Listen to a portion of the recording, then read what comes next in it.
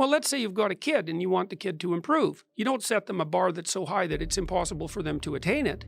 You take a look at the kid and you think, okay, this kid's got this range of skill. Here's a challenge we can throw at him or her that exceeds their current level of skill, but gives them a reasonable probability of success.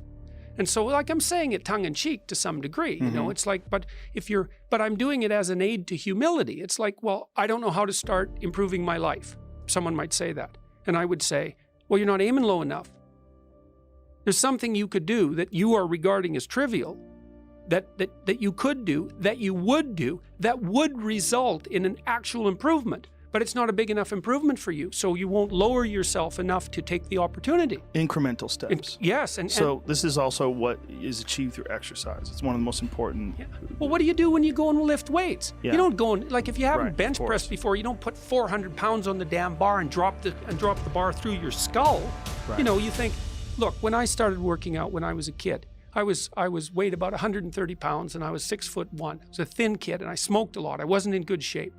I wasn't in good physical shape. And I went to the gym and it was bloody embarrassing, you know, and people would come over and help me with the goddamn weights. Here's how you're supposed to use this. You know, it was humiliating. And maybe I was pressing 65 pounds or something at that point. You know, but what am I going to do? I'm going to lift up 150 pounds and injure myself right off the bat? No, I had to go in there and strip down and put my skinny goddamn self in front of the mirror and think, son of a bitch, there's all these monsters in the gym who've been lifting weights for 10 years and I'm struggling to get 50 pounds off the bar. Aim low. And I don't mean don't aim, and I don't mean don't aim up, but you have to accept the fact that you can set yourself a goal that you can attain, and there's not going to be much glory in it to begin with. Because if you're not in very good shape, the goal that you could attain tomorrow isn't very glorious. But it's a hell of a lot better than nothing, and it beats the hell out of bitterness, and it's way better than blaming someone else. What could you do to improve yourself?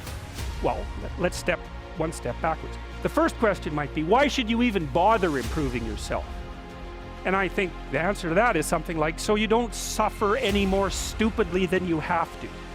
And maybe so others don't have to either. It's something like that. You know, like there's a real injunction at the bottom of it. It's not some casual self-help doctrine. It's that if you don't organize yourself properly, you'll pay for it, and in a big way, and so will the people around you. Now, and you could say, well, I don't care about that, but that's actually not true. You actually do care about that, because if you're in pain, you will care about it. And so you do care about it, even if it's just that negative way, you know. It's very rare that you can find someone who's in excruciating pain who would ever say, well, it would be no better if I was out of this. Sort of pain is one of those things that brings the idea that it would be better if it didn't exist along with it. It's incontrovertible. So you get your act together so that there isn't any more stupid pain around you than necessary. Well, so then the question might be, well, how would you go about getting your act together? And the answer to that, and this is a phenomenological idea too, it's something like, look around for something that bothers you and see if you can fix it. So now you think, well, let's say you go into you can do this in a room. It's quite fun to do it just when you're sitting in a room, like a room, maybe your bedroom. You can sit there and just sort of meditate on it and think, okay, if I wanted to spend 10 minutes making this room better, what would I have to do? And you have to ask yourself that, right? It's not a command, it's like a genuine question.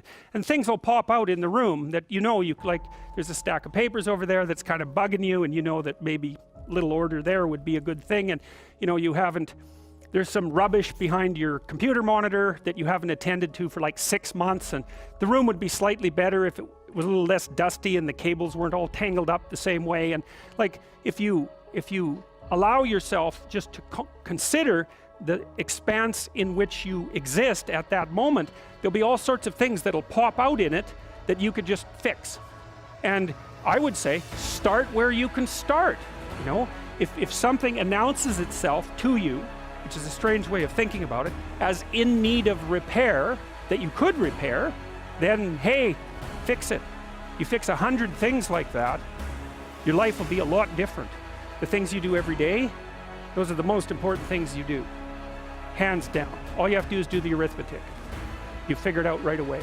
So 100 adjustments to your broader domain of being, and there's a lot less rubbish and There's a lot less rubbish around and a lot fewer traps for you to step into. And so that's in keeping with Jung's idea about erasing once you've got your mind and your emotions together, and once you're acting that out,